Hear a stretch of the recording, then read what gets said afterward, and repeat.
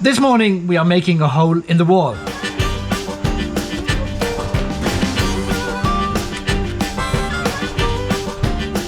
Oh!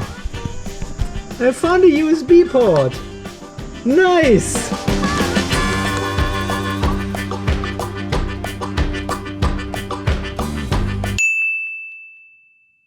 Yeah, one of my viewers had this brilliant idea to 3D print this channel here, this access tunnel to the old USB ports here in the battery shelf. Yeah, if you remember, we have these ones here mounted into the top compartment of the battery shelf. That's where they are, and they are directly connected to the DC to DC converter.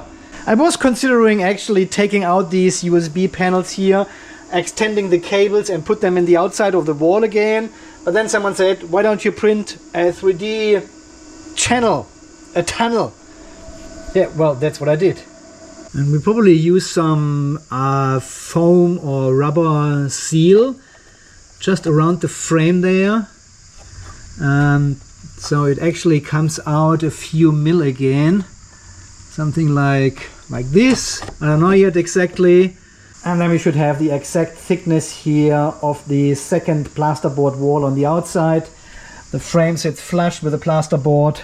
Yeah, and over here I take some silicone then and make this nice and beautiful. Well, and this gives us access to the USB ports again, so I can charge my cameras and other stuff.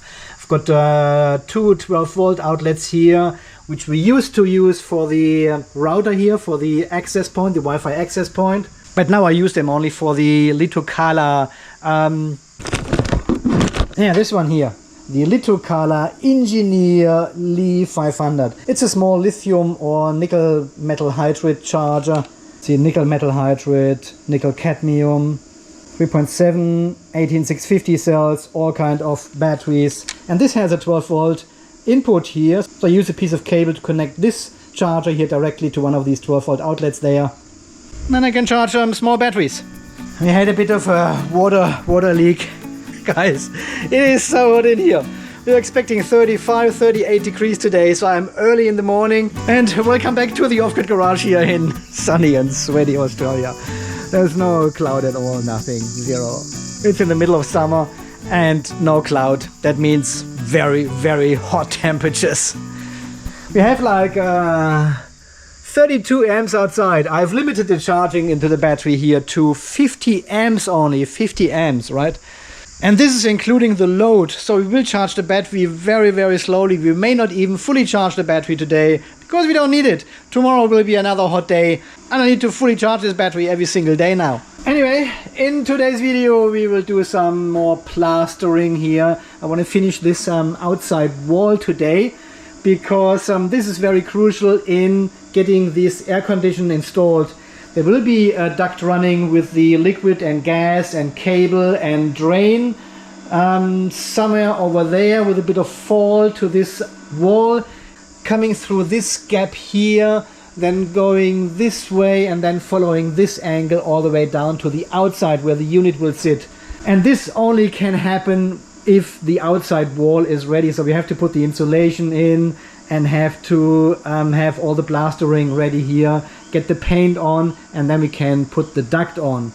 Yeah, the Sparky is on standby. He is only waiting for me now, but as I said, it is a bit warm in here. And guys, thank you so much for all your donations here, buying me a beer in these hot conditions down here.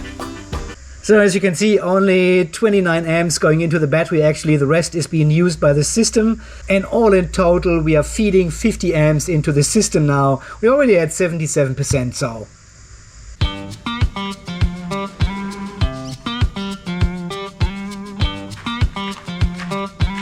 Here it comes. Right, this is our outside wall. So, and now I need to measure in the corner all the way down and somewhere over there all the way down. And then I've got this angle. We cut it, we slide it in, we cut out the door frame, and that should be it for this wall.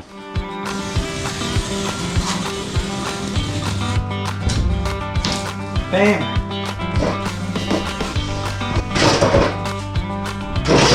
Der Scheißeimer. So, and it should slide right in.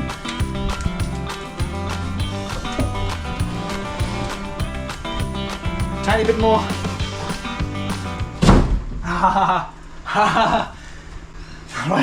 All right, it is in. So I need to do a bit of a cutout over there in the corner because of the welding of the metal beam. That's what we did on the other side as well. And then it needs to slide about 20 mil further up, because at the moment there's no gap to the floor, but I want to have at least 20 mil of gap. That's what we did over here as well in the inside. And then it should just fit, hopefully. Okay, so plasterboard is in place. I'm cutting out the door frame. Just cutting through the paper. That's all we need.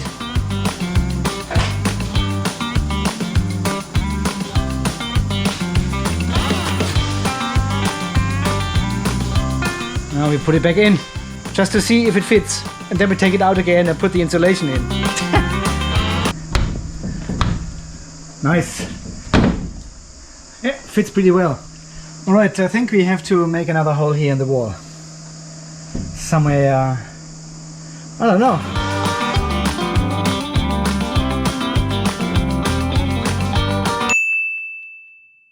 So, and now comes the fun part.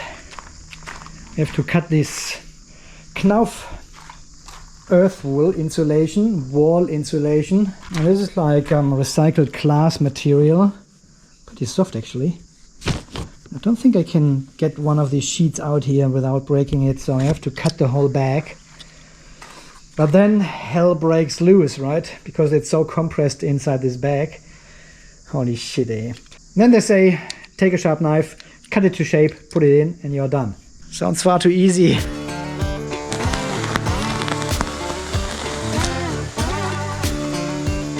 Whoa, that is compressed. Okay, I guess this is one sheet. All right, let's see how this works. Beautiful material. So the guy in the shop told me to stuff as much of this material in between the walls as possible to get the highest insulation, but I think this is wrong. It needs these air gaps in between for insulation purposes actually, and if I compress this too much, it loses its capability to insulate. So I would actually cut this one off a tiny bit so it is not compressed in any direction. Alright, I think I've got the right dimensions now. So this one fit in nicely. I made it 10-15 millimeters wider in all directions. That is actually pretty cool. We have to make another hole here, I think. Alright, before we continue though, we have to do something very important.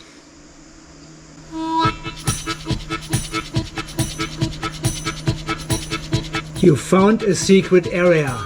Andy, Off-Grid Garage Australia, January 2025.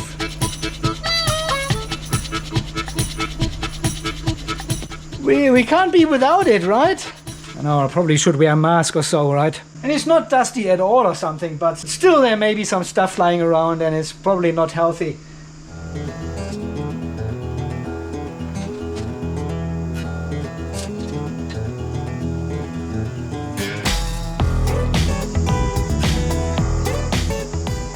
Pretty cool. It's pretty cool and easy. So we are now ready to put this wall in place and don't take it out anymore.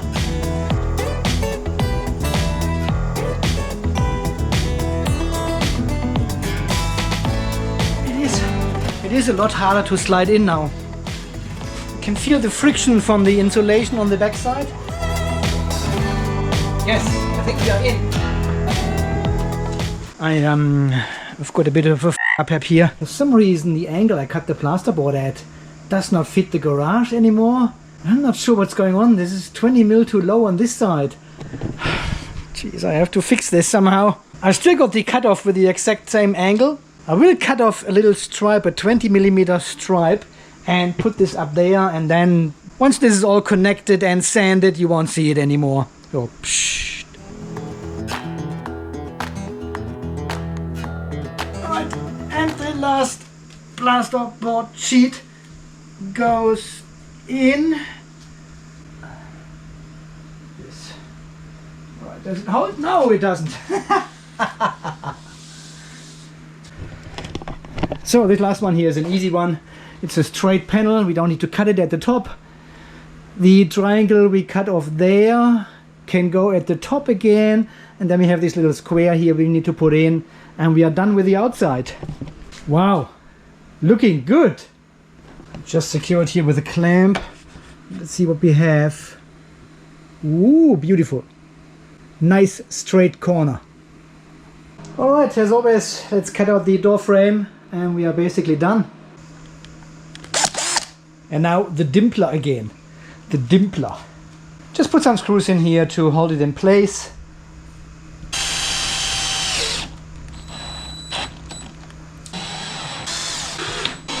And the same over here. Beautiful. All right, my friends, I think so far for today it is beer o'clock, 10 to 5 in the afternoon. So this is all pretty straightforward work, a bit of cutting, a bit of screwing to the frame. This one looks amazing, very good idea, I like it. And this insulation puts a little bit of force on this plasterboard, because it is a bit too thick for this wall. They didn't have any 65mm insulation, this is 72, but it's only like 10 millimeters or so, but it obviously makes a bit of a difference. Look at this. Crazy. All right, my friends. Thank you so much for over 103,000 subscribers on the channel now. Thank you to all the new channel members. Thank you to everyone who is donating beer. And thank you very much for your general support to keep the channel running. I also got a message from Global Power. They have seen the videos where I stacked 4 of their batteries on top of each other, and they told me it's not recommended. And I asked them, are these cases not strong enough to hold 3, 4, 5, 6 boxes on top of each other? They said yes, they are, but this is more from a thermal perspective, from a temperature perspective. Here we are sandwiching all these batteries in between other batteries, and the heat dissipation is not really there anymore. And again, the more batteries you parallel, the smaller the current will be per battery. And I don't think these batteries are getting these are actually cold. They feel cold. This one is a bit warm here, but these two are cold. We are pushing 15, 20, 30 amps maybe into each of these batteries here. There should be no problem with heat dissipation here at all. Alright, my friends, until the next video when we do something. Until then, my friends, you stay charged, stay safe, and thanks again for watching. See you then. Bye bye. It's coming together.